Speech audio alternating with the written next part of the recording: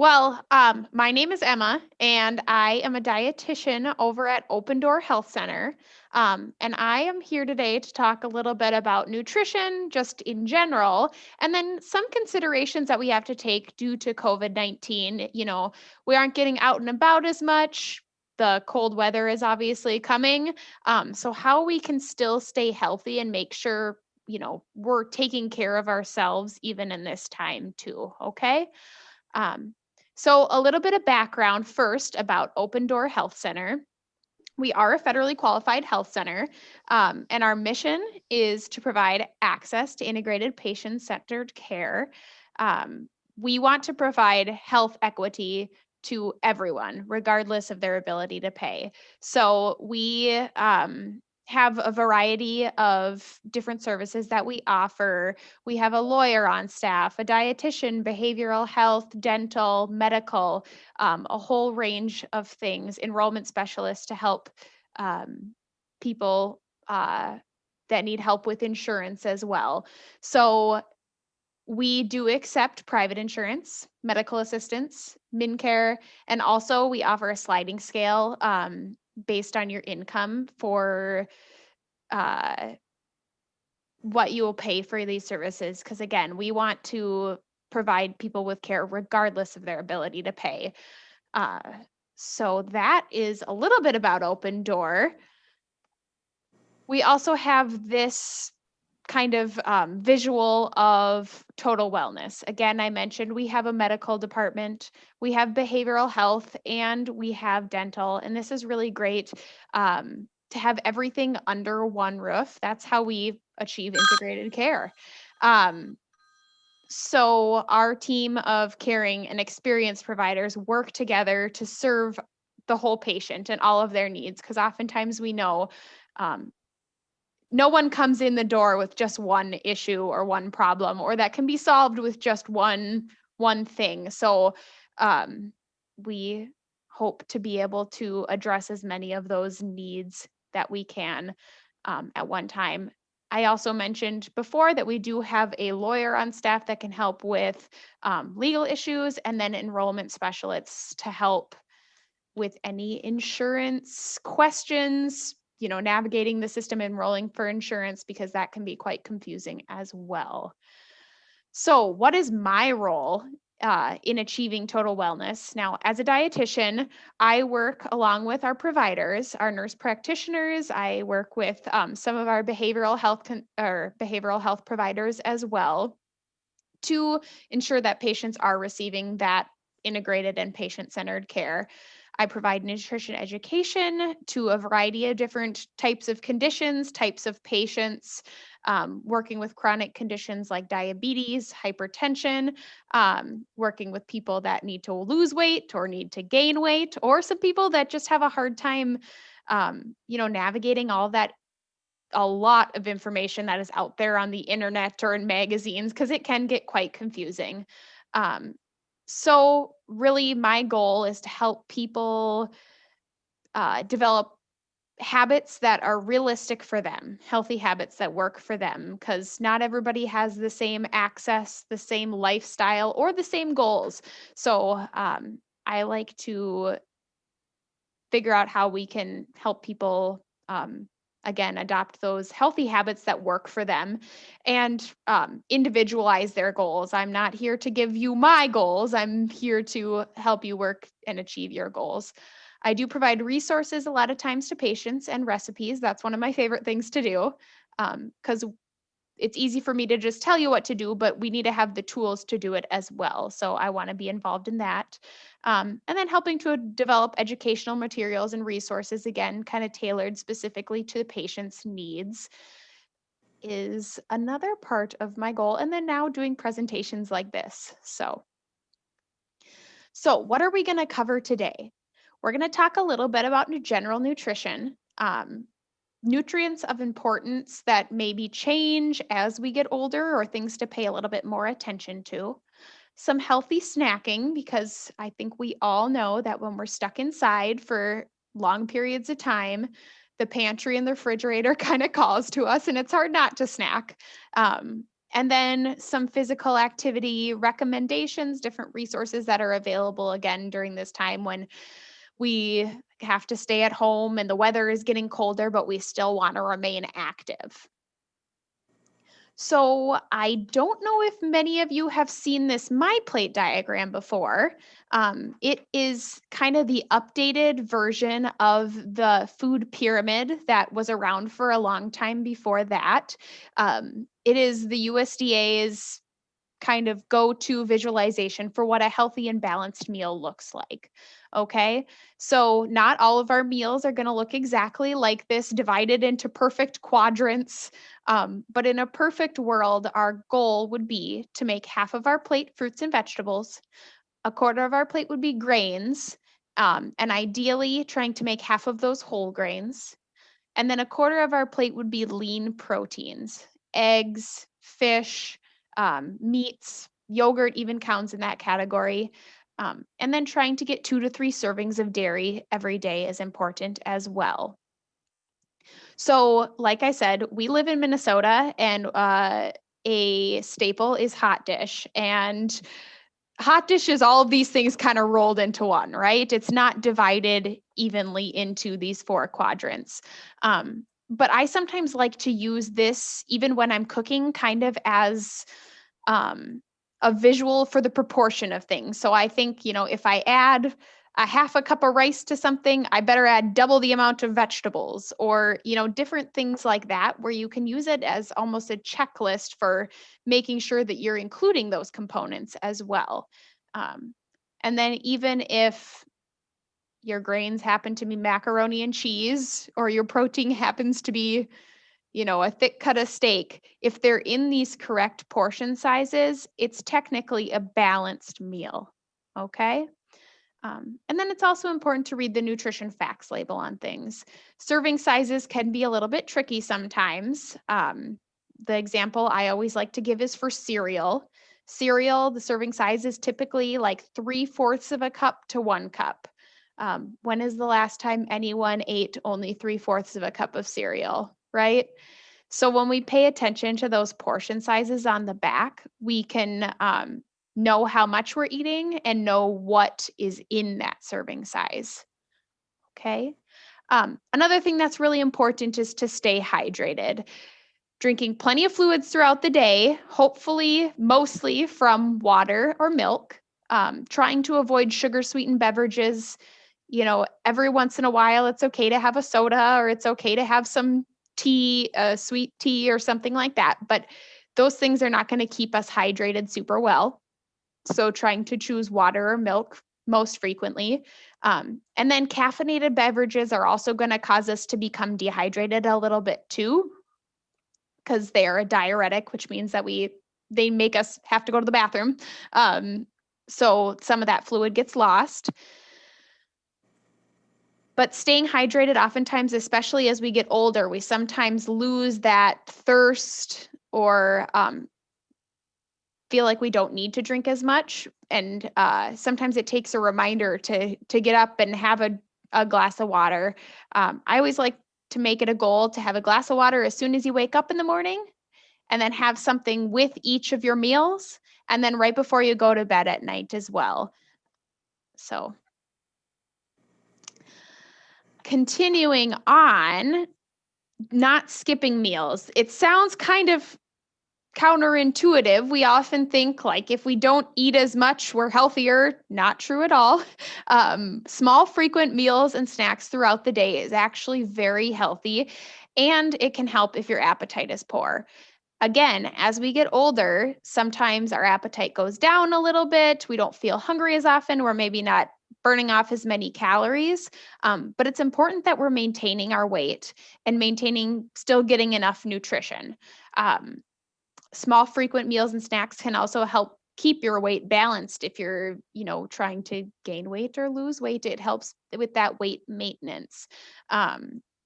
So we'll talk a little bit later about healthy snacking, but snacks throughout the day are actually quite a healthy thing to do. In a perfect world, we'd probably eat 3 meals and 2 to 3 snacks every day. So A balanced diet also includes variety. Like I mentioned before when we were talking about the My Plate diagram, every food can have a place in our diet as long as it's eaten in the appropriate amounts. Sometimes it's hard, especially in the winter too, when fruits and vegetables are a little bit more expensive or don't look quite as good at the grocery store. But if we can eat in a variety of colors, in a variety of textures, in a few different ways of cooking things, we can keep healthy eating fun, enjoyable, and we won't get bored of it.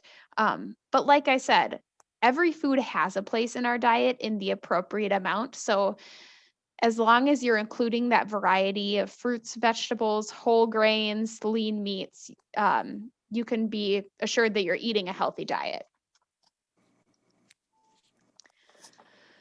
The next part I said we were going to talk about are some nutrients of importance. So these are some things that maybe change or we need to pay a little bit more attention to as we get older. One of the first ones is fiber.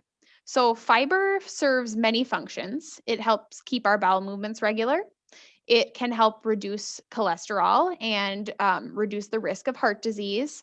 And it can help reduce our blood pressure. And it helps to help us maintain our weight. So fiber is found in fruits, vegetables, and whole grains. So that is one reason why we oftentimes encourage people to choose whole grain bread or whole grain pasta over the white bread or white pasta because that increased fiber.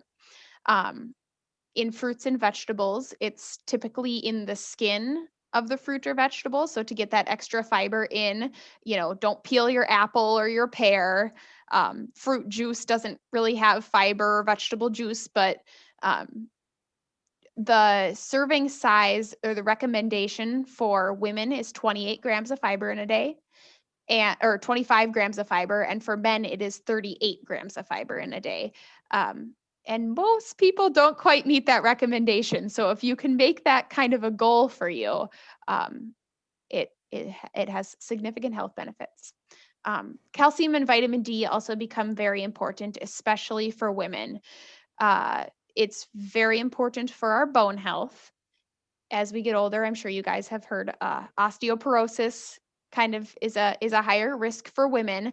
And once you lose that bone density, it's hard to get back. So including calcium, sorry, I just had a beep in my ear. 3 servings of dairy a day is important for us.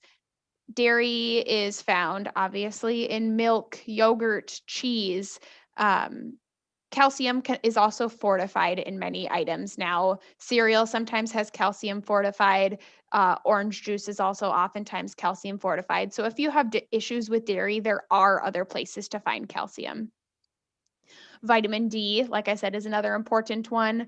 That can be found in fish, fatty fish such as salmon and tuna, and then it is oftentimes also fortified in dairy and grains. So getting those 3 servings a day helps you meet those needs.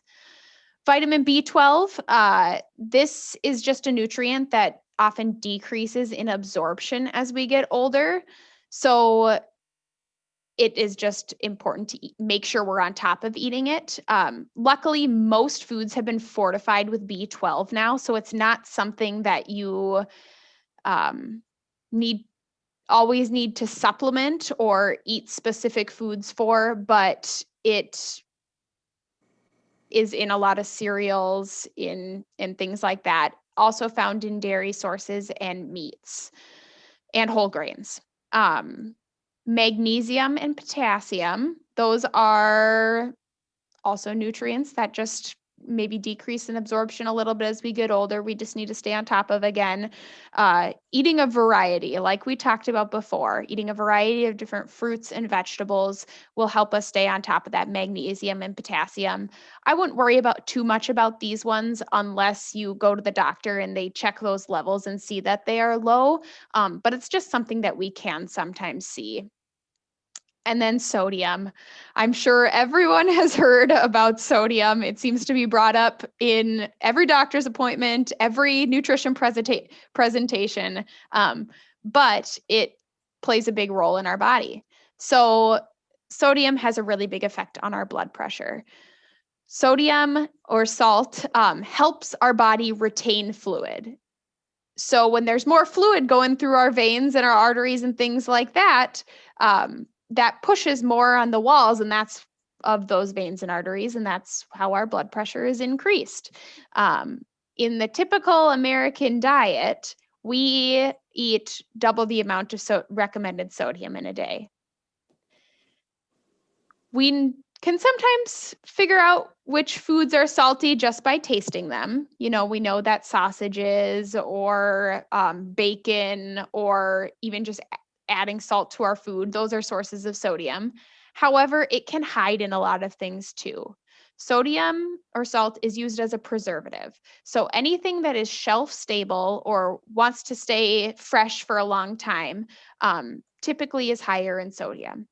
These are things like breads and bread products, bagels, muffins, just, sliced sandwich bread, boxed food items, canned food items. Those are all ones that can typically be higher in salt. Now, that doesn't mean you have to avoid those foods, but again, the importance of reading the nutrition facts label really comes into play here because there are healthier choices that you can make. For bread especially, look for less than 140 milligrams of sodium per slice. That is considered a low sodium bread. For canned items, if you rinse and drain those canned vegetables before you eat them, it reduces the sodium significantly. And then for packaged food items, sometimes they come with the little flavor packet. I know rice often does. And if you use half of it instead of the whole thing, or if you add your own seasoning instead of using that flavor packet, you can significantly reduce that sodium. Trying not to have the salt shaker on the table, which can be hard for us oftentimes, but that is a huge, huge factor in sodium intake as well. And Emma, I know of some friends who immediately when they get their meals will just put salt on it without even tasting it.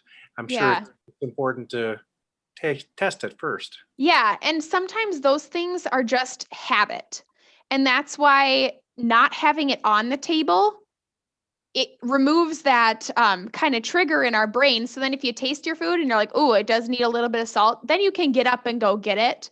But yeah, oftentimes those things are habits, not actually needed. I know my mom would always get really mad when my dad would salt his food before tasting it. Another big thing is cholesterol. Cholesterol has been a hot topic for many, many years, and there is always confusion surrounding cholesterol. So, one day eggs are good for you. One day eggs are not so good for you. The next day you can only have egg whites. What is the answer here? So I will tell you, the most recent research has shown that the cholesterol in food has little effect on the cholesterol in your body. Okay? So instead, we look at the type of fat that is in the food that raises your cholesterol. So there are good sources of fat for us, and there are not so good sources of fat for us. Saturated fats and trans fats are those fats that we want to try to limit or avoid. Those are the ones that are going to raise our cholesterol, okay? So saturated and trans fats are found in things like really fatty cuts of meat, in butter, in pastries, in deep fried foods. Again, that doesn't mean you can never have those foods again, but those are the ones that we want to try to limit. Now, trans fats, there may be some naturally occurring trans fats in all foods like meats. But if you see trans fat on a label, you always want it to say 0. Okay. We want to try to completely eliminate trans fat when possible. And then if you really want to be sneaky and look to make sure, if you look in the ingredients list, if it says hydrogenated anywhere, that means it does contain trans fat, even if the label says 0. They have some rules to get around some of those things. If they make the serving size small enough, they can put 0 grams of trans fat. So I would look in that ingredient list and look for hydrogenated. And if it says that, I'd put it down and go to the next item. Okay. Now, not all fat is bad. There's actually some fat that is really, really healthy for our heart, really healthy for us, and can help lower that cholesterol. And those are things in unsaturated fats. You guys have maybe heard omega-3 fatty acids. Those are kind of a big thing right now too. So those ones are really, really good for our hearts. These are found in things like oils, like olive oil, flaxseed oil, avocado oil, in avocados, in fatty fish like salmon or tuna, and then it's also found in nuts and seeds. So just by making some small changes, small replacements, instead of cooking with butter, try cooking with olive oil. Instead of putting mayonnaise on your sandwich, try avocado. Instead of frying your chicken, again, try baking it or roasting it or grilling it. There are some small little changes there that we can make that will significantly improve that cholesterol in our bodies. Another thing that can really help is including plenty of fiber. Again, we're going back to the fiber that I talked about before. I like to picture fiber kind of like a dryer sheet going through our body.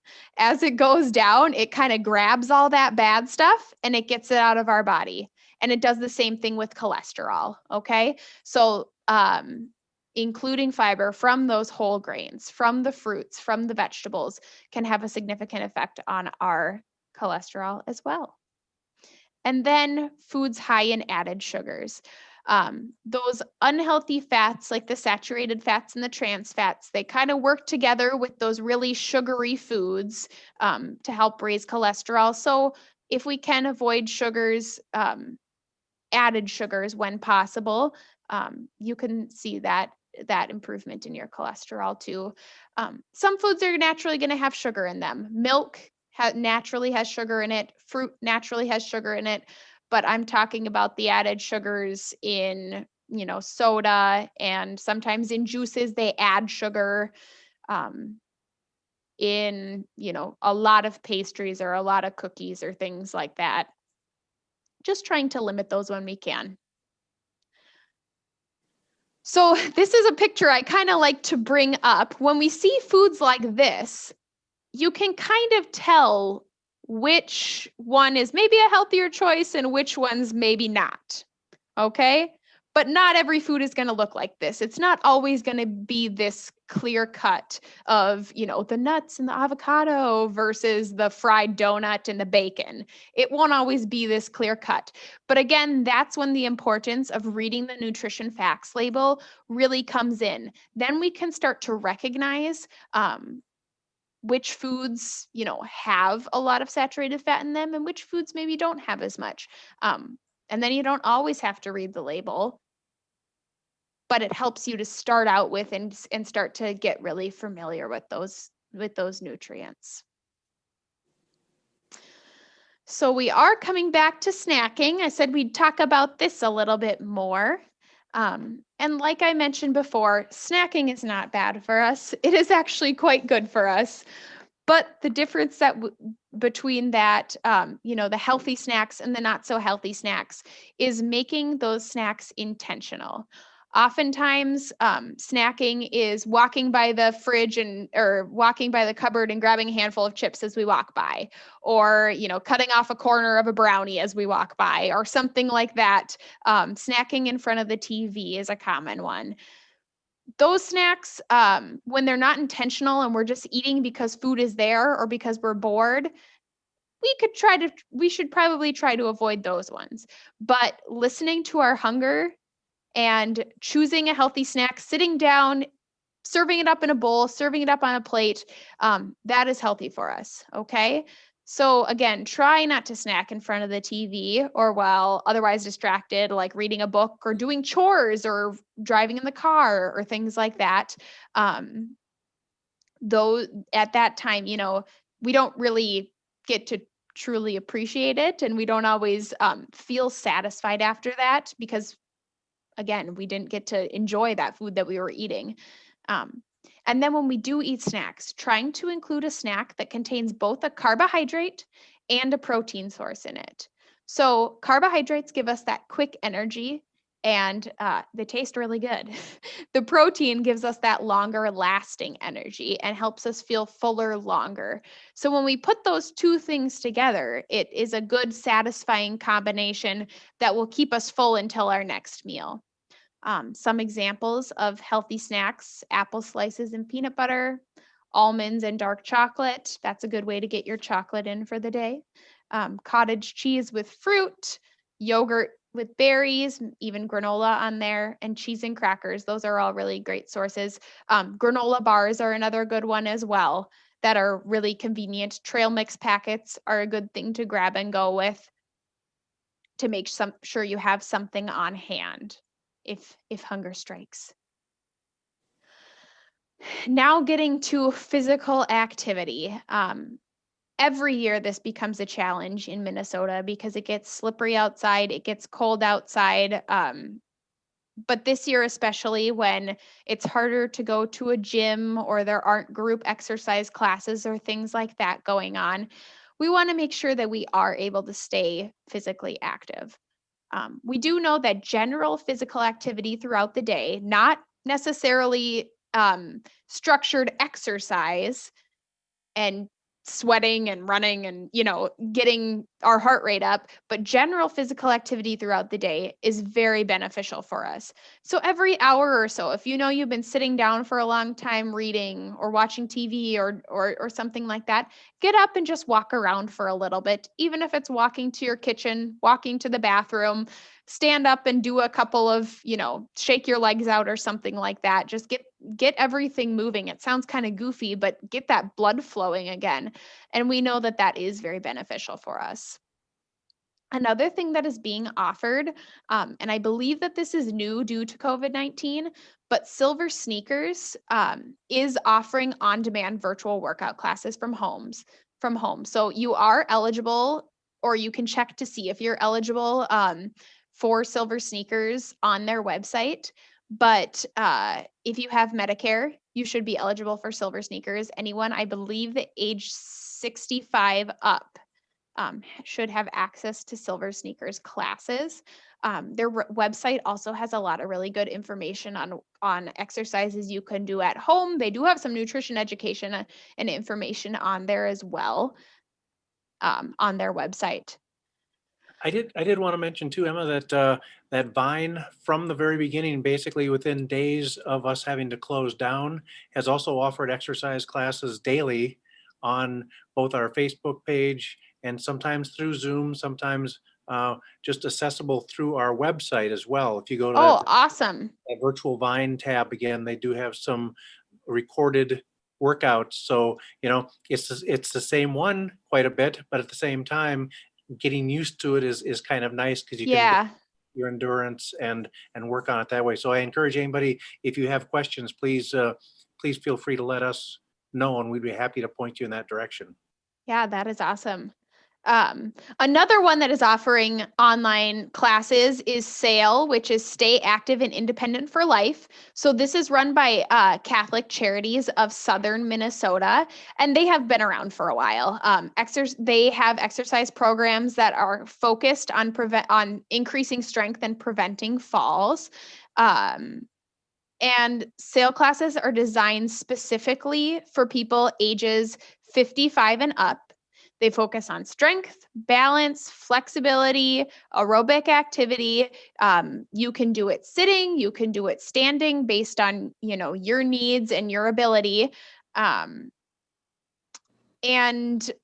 there are classes all over Southern Minnesota. Some have been back a couple of days a week, but otherwise they are doing those virtual classes.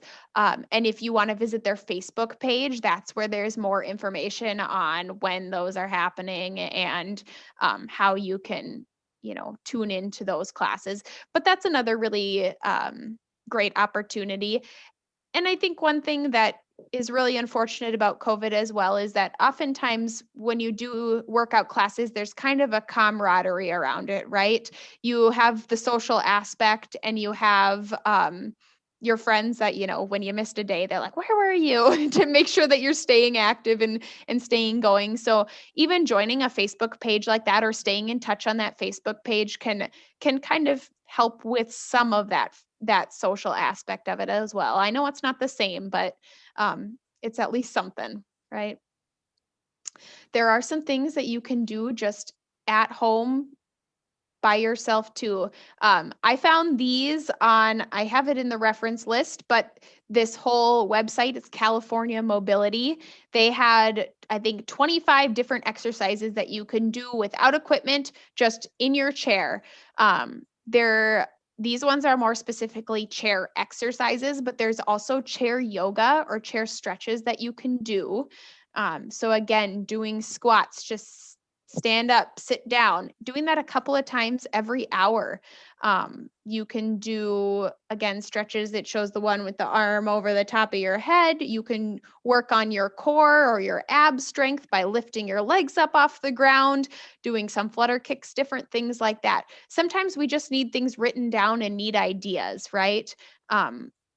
One thing that I have seen done also is taking pictures like this or cards and cutting them up so they're each one is kind of an individual card, and you can make it like a game. You draw a card, you do that exercise. You draw another card, you do that exercise. Because I know for me anyway, if I'm making my own workout, it's pretty easy to be like, oh, I'm tired after doing 5 of these when I should be doing 10. So if you kind of hold yourself accountable by making it a game, that can kind of help too. Another thing is using things that you have around the house. We don't all have a home gym or weights. So using things like cans or I've seen some people doing things with like a bag of flour, doing some squats with those, but doing exercises, again, holding those cans and going up above your head or out in front of you, or, doing bicep exercises. Those are things you can do sitting down as well. So that is the end of all of my stuff, but I would love, if anybody has any questions, I would love to answer them.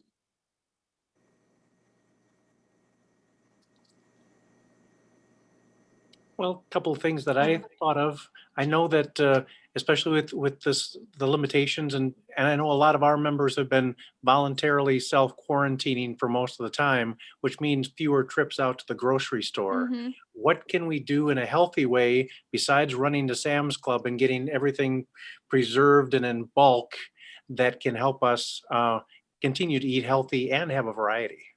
Right. So I think one really great thing, one thing I love and I always keep on hand, even before COVID, are those frozen steamer bags of vegetables. They're 99 cents at Hy-Vee. They're probably the same at Walmart and things like that too, but they're 99 cents. You throw them in the microwave for 3 minutes. You take them out and you can season them as you like, and they're a really tasty addition to meals. There are a whole bunch of different vegetables that you can get on there too, and they don't go bad. You can use them as you need. I've added them to soups. I've added them to omelets. I've added them to my macaroni and cheese. They're really, you can use them in anything basically. So that's one thing I really like to have on hand, especially if you're doing just one big grocery haul at a time. I'm also somebody who kind of likes to make large batches of things and freeze them in individual portions too. So making a big batch of soup and putting it in containers so that, if you don't want to eat leftovers for like 5 days, you can put them in the freezer and then maybe next week have that soup, or next week or in 2 weeks or something like that. Same thing. It works well with casseroles or hot dishes or different dishes like that. I think that there sometimes is, we talked about canned items and boxed items maybe being a little bit higher in sodium sometimes, but it's better to have some vegetables or some fruit, even if it comes from a can, than nothing. Okay. And you can rinse it to reduce some of the sodium. But if you're in the position where all you have left is canned green beans, it's better to have them at your meal than not. So not being afraid of some of those items too that do have a little bit longer shelf life. Again, reading those nutrition facts labels, but those are some of the things that I would suggest.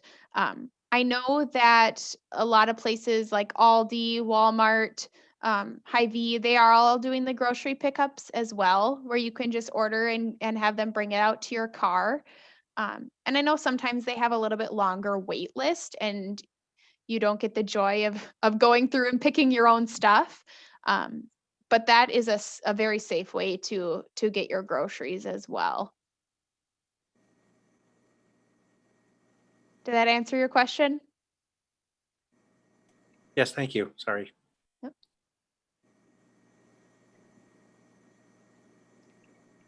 Anybody else have questions for Emma? She's a great resource. Just a comment.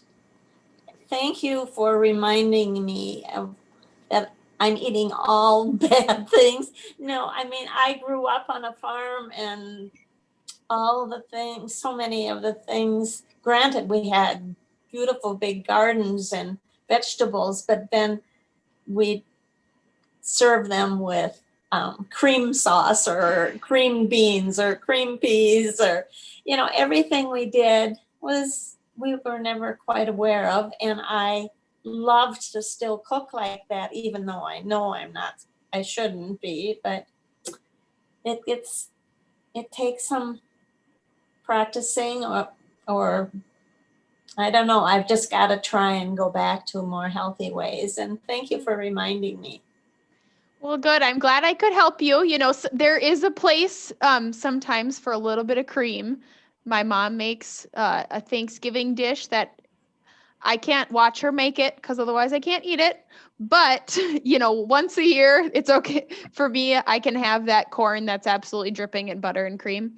But if you can, if you like to cook and you like to look at new recipes, sometimes doing having a little bit of fun with recipes and figuring out how you can tweak them a little bit to make them a little bit healthier. You might find that you actually really like it cooked that way too. Oh, I am sure I would. Well, and then I cook only for myself here, and so it's easy for those snacks that I shouldn't even bring home from the grocery store. It's just, it's one thing about being aware of all of this. The other thing is. Oh, lost her. Hey, Emma, we lost you. We can't hear or see you.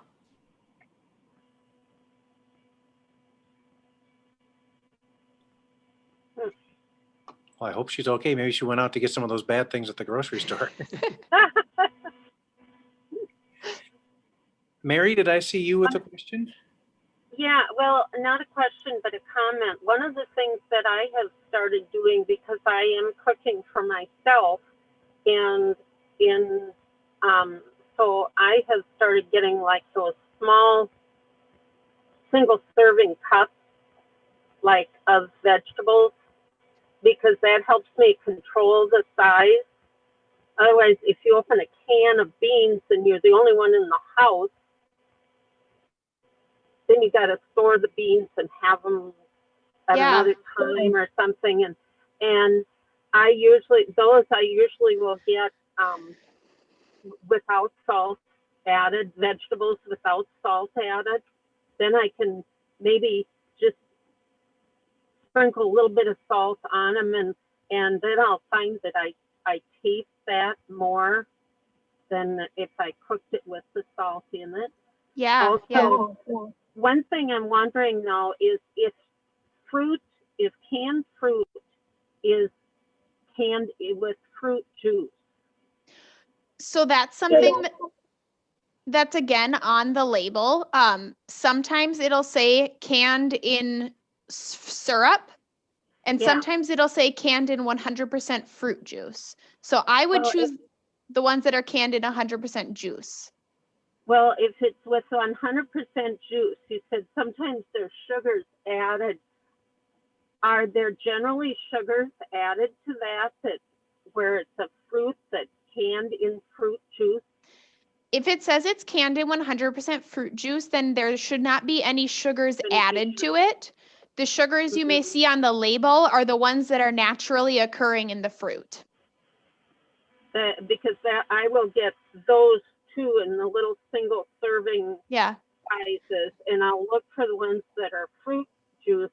But I've also, because occasionally I'll like some ice cream or something like that. What I've started doing is taking those and throwing them in the freezer and having them frozen, and it's a little bit kind of got the same texture of having ice cream. It's something to have in the evening instead of having ice cream. Okay. Another really tasty thing to do is if you take a banana and you cut it up and put it in the freezer, and then when you take it out, put it in the blender with a little bit of milk, and it tastes a lot like ice cream.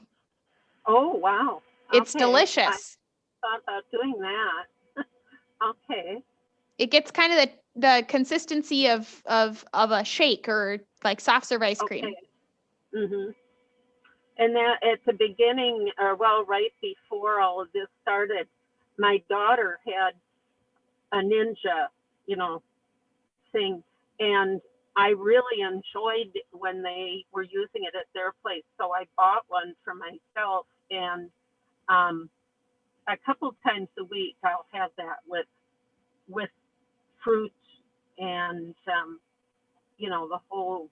Usually I'll just get frozen fruit, and Okay. I'll put frozen fruit and some fresh fruit and spinach, avocados, makes a good smoothie. And I figure it's got to be healthy, right? It sounds great. Sounds very healthy.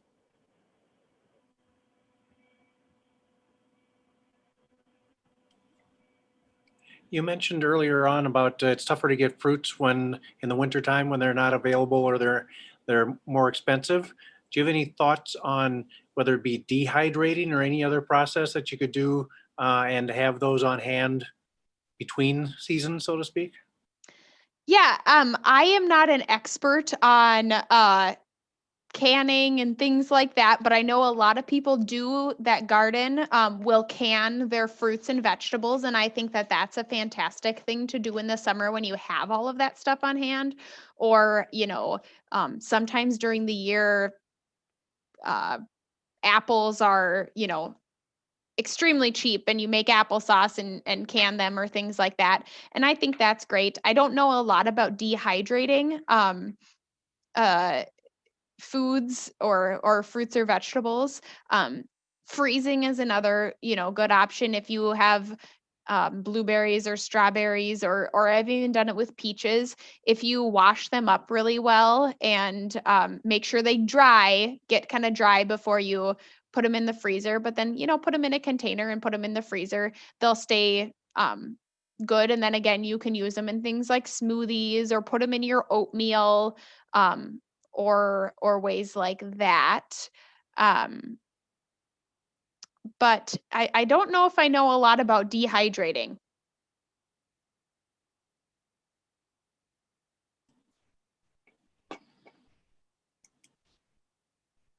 Anybody else have some questions for Emma?